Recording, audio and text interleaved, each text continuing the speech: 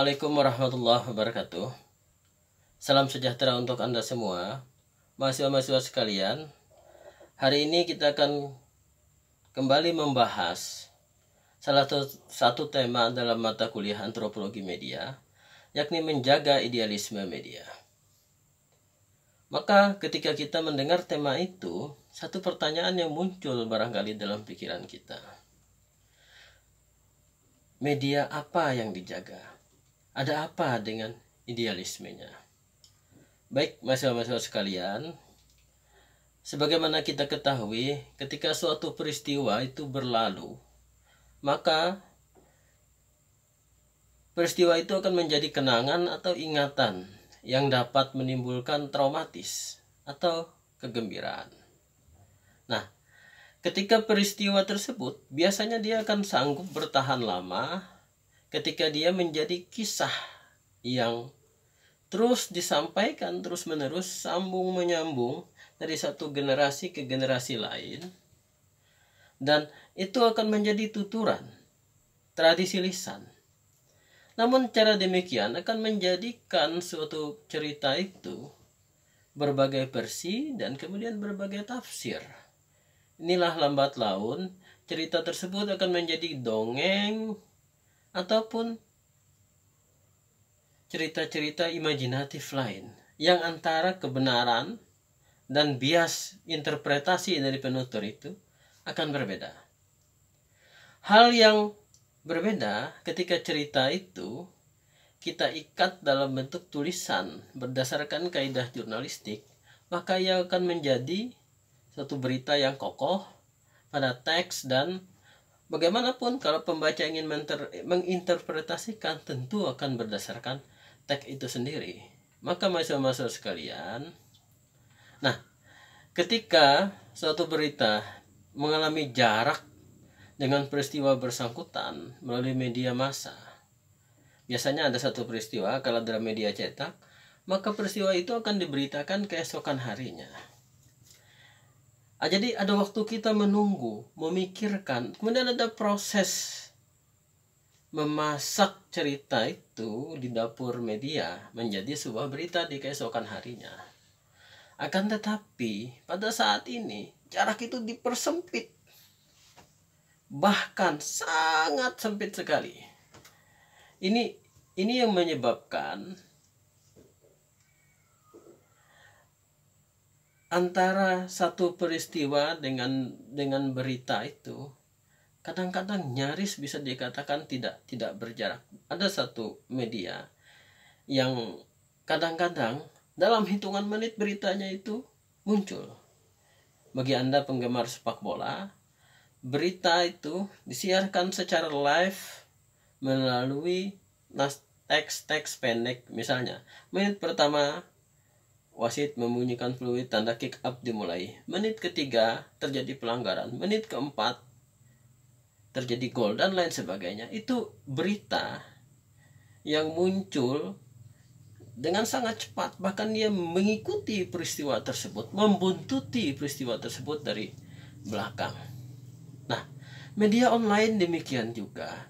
Jadi ini yang dikatakan sebagai disrupsi, yakni suatu era yang menggantikan sistem lama dengan cara yang benar-benar baru dan barangkali tidak pernah diprediksi sebelumnya. Disrupsi berpotensi menggantikan pemain lama, ini kata Kasali, dengan pemain baru. Disrupsi menggantikan teknologi lama yang serba fisik dengan teknologi digital yang menghasilkan sesuatu yang benar-benar baru dan lebih efisien dan juga bermanfaat. Bayangkan dulu, salah satu pengelola media cetak itu khawatir kalau ada media cetak dari luar yang kemudian dia membangun perusahaan misalnya di Banjarmasin dan sementara media itu di Jakarta, tapi perusahaan yang dibangunnya itu adalah perusahaan yang menyiapkan mesin cetak. Jadi mereka mencetak jarak jauh. Itu kekhawatiran di masa lalu. Nah, kekhawatiran di masa sekarang, dan ini sudah terjadi. Media itu tidak lagi dalam bentuk cetak, tidak lagi dalam bentuk kertas, tetapi dia muncul dalam situs internet. Inilah sebabnya media online itu saya katakan dia membypass segala tetek bengek birokrasi di media. Tidak ada satu sen pun untuk biaya cetak dikeluarkan oleh media, dan Anda tahu biaya cetak itu mahal sekali. Akibatnya tidak ada penjual koran yang menjajakan koran di pinggir jalan. Ya tiba-tiba sampai di genggaman kita, di tangan pembaca melalui perantara smartphone. Bahkan barangkali Anda menggunakan smartphone saat ini mendengarkan materi ini. Nah, disitulah berita itu muncul. Bahkan dari satu pembaca ke pembaca lain, dia menyebar, berdiaspora ke kolega dengan tombol ajaib yang tertulis share atau forward. Itu artinya media online dan kawan-kawannya tak akan kolap karena mereka harus membayar ongkos biaya cetak. Kecuali mereka harus membayar ongkos untuk memaintenance atau merawat servernya atau situsnya. Nah, media itu hanya membutuhkan kuota, jaringan wifi, berbayar atau gratis. Maka ia pun akan terus menyala. Jika demikian, satu pertanyaan penting adalah, akankah media cetak atau media online non cetak atau media online akan terus hadir mewarnai dunia jurnalistik dengan mempertahankan idealismenya sebagai keberlangsungan media dengan berpangku pada kaidah jurnalistik. Idealisme yang saya katakan di sini adalah bagaimana media membangun yang namanya cover both sides. Artinya, dalam liputan media itu mewawancarai orang dari pihak yang berbeda. Nah, mahasiswa sekalian, kita lihat apa yang dapat dilakukan media online pada masa sekarang. Saya mencontohkan pada media jejak rekam sebagaimana tayangan ini. 1. Media lain telah berubah menjadi brosur iklan dan hanya menyisakan sedikit ruang untuk berita. Ini sebagaimana kita lihat pada media-media cetak, mainstream atau arus utama, karena mereka kuat sekali memiliki memori di masyarakat sehingga para pemasang iklan ada di situ.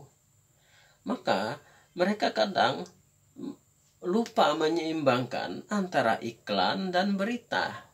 Maka akhirnya adalah ketika kita baca koran-koran tertentu yang cetak, itu tidak ubahnya seperti brosur dari produk-produk yang memasang iklan di situ. Yang kedua, muatan berita itu biasanya berorientasi nasional, sehingga teori jurnalistik tentang kedekatan peristiwa dengan pembaca mulai diabaikan. Berita-berita nasional menjadi berita utama media lokal yang berafiliasi nasional saat ini. Ini yang kita herankan. Semestinya media itu tetap mempertahankan berita-berita lokal dan menomorduakan atau menomortigakan, bahkan menganaktirikan berita nasional. Ini semestinya yang kita harapkan. Nah, persoalannya terletak pada kekhasan media online. Kalau media online itu sangat cepat, jadi sehingga seperti saya katakan, jarak waktu itu sangat berdempetan sekali. Jadi bahkan nyaris dia membayangi suatu peristiwa. Nah, efek negatif dari media online seperti ini adalah berita itu hanya ditampilkan sekedar kepingan-kepingan peristiwa. Pembaca membutuhkan beberapa berita untuk merangkai menjadi suatu mozaik yang benar-benar merupakan kumpulan suatu berita yang utuh atau cerita yang komplit dalam kepingan-kepingan berita itu. Dengan demikian, pembaca harus dipaksa mengikuti setiap perkembangan aktual. Tetapi jika pembaca hanya mengikuti satu momentum saja, barangkali dia akan membayangkan itulah satu peristiwa yang terjadi. Tidak ada rangkaian dan cerita yang lain. Nah, maka penerima itu akan menjadi bias. Maka karakter media online secara umum cenderung menyajikan peristiwa secara kronologikal. Ini artinya aspek komprehensif meliputi cover both sides sulit ditemukan dalam satu berita yang diturunkan, melainkan pada berita lain dalam hitungan dalam peristiwa yang sama. Misalnya kita lihat nih, Ada berita tentang seorang pejabat diadukan ke politisi oleh tokoh publik. Media online cenderung memberitakan komentar tokoh publik yang menyampaikan aduannya ke polisi, sedangkan komentar pejabat yang diadukan tidak muncul. Entah itu karena pejabat belum konfirmasi atau ketika wartawan menelpon tidak diangkat. Namun, beberapa saat kemudian ada muncul berita baru yang berisi sanggahan dari pejabat tersebut. Nah, ini artinya adalah kita mendapatkan kepingan peristiwa dari berita-berita yang muncul. Contoh lain, ketika media seperti Jejak Rekam ini menampilkan konser God Bless di Marabahan tahun 2019 yang lalu. Berita pertama kita mendengarkan bahwa dengan judul Tiba di Marabahan, God Bless Check Sound bawakan lagu Syair Kehidupan. Beberapa menit atau sekian jam kemudian muncul berita, amankan konser God Bless, Polres Batura terjunkan 150 personel. Beberapa jam kemudian, Marabahan diguyur hujan disertai petir. Konser God Bless terancam ditunda. Nah, andai saja kita mendengarkan sampai berita ketiga, barangkali penonton yang membaca berita tersebut dan ada di tempat itu, mereka akan pergi karena mereka menganggap konser itu batal. Akan tetapi ada berita keempat lagi, tebus kekecewaan penonton di bawah guyuran hujan, God Bless tampil atraktif. Jadi mahasiswa sekalian, dari keempat berita tersebut, pembaca harus mengikuti sampai berita nomor 4. Jadi dia harus mengikuti terus-menerus. Dapat kita bayangkan jika ada pembaca yang berada di tempat tadi sebagaimana ceritakan, dia hanya membaca berita nomor 3, maka dia akan pulang, sementara begitu dia sampai di rumah konser sedang mulai. Nah, itulah sebabnya kecepatan berita demikian juga mendapat kritik sebagai sindrom yang menyertai logika pendek. Ialah dorongan untuk memberikan informasi singkat dan cepat saji. Maka pilihan harus jeli. Akhirnya, kritik yang spektakuler yang ada di media online dan sensasional menjadi dominan.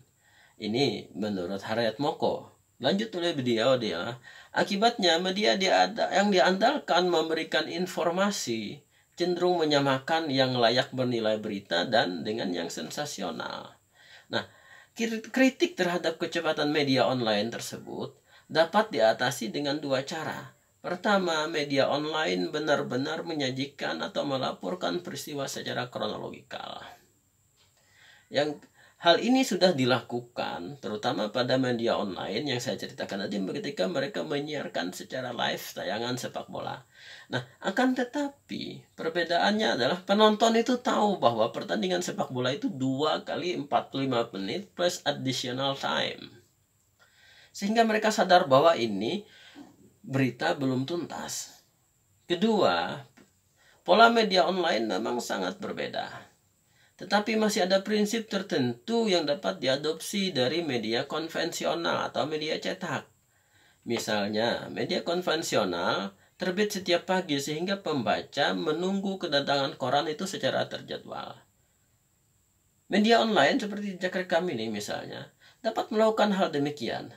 Jadi dalam menerbitkan berita dan menyebarkan tautan berita secara periodik, bisa 3, bisa 4 kali dalam sehari atau semalam. Cara ini tentu saja menghendaki agar suatu berita yang siap tayang diendapkan terlebih dulu. Jadi ya naskah diendapkan ke redaktur dan kemudian ditampilkan pada waktu yang telah ditentukan. Dengan demikian, pembaca tidak mengalami ledakan informasi setiap hari. Tetapi pembaca cenderung mengingat pada waktu tertentu. Saya sering dikirim oleh Jejak Rekam ini berita pada malam hari. Jadi mindset saya itu akan terpikir, oh nanti malam akan muncul berita dari Jejak Rekam. Cara ini sebagai upaya media menahan diri agar tidak terjebak dalam perlombaan kecepatan berita itu terbit. Selain substansi berita diabaikan, kecepatan ini hanya menjadikan berita sama dengan peristiwa itu sendiri. Jadi ketika berita itu sama cepatnya dengan peristiwa, maka apa bedanya antara berita dan peristiwa kalau mereka beriringan? Oleh karena itu, media online saya tidak bisa mengatakan dia sebagai pengganti media konvensional. Karena walau bagaimanapun media konvensional atau media cetak itu punya pengalaman tertentu yang memberikan kesan terhadap pembacanya, karena mereka membuka, melipat sambil minum kopi. Sedangkan media konvensional mereka tidak melipat, mereka tidak membuka. Jadi tidak ada pengalaman fisik terhadap media itu. Sehingga dua-duanya memiliki keistimewaan tertentu. Oleh karena itu, yang paling penting adalah bagi kita agar membaca berita yang berdasarkan kaidah jurnalistik dan berkualitas, baik itu media cetak maupun media online. Sampai di sini perkuliahan kita. Terima kasih atas perhatian Anda. Wabillahi taufiq wal hidayah. Wassalamualaikum warahmatullahi wabarakatuh. Mengapa kita bersandiwara?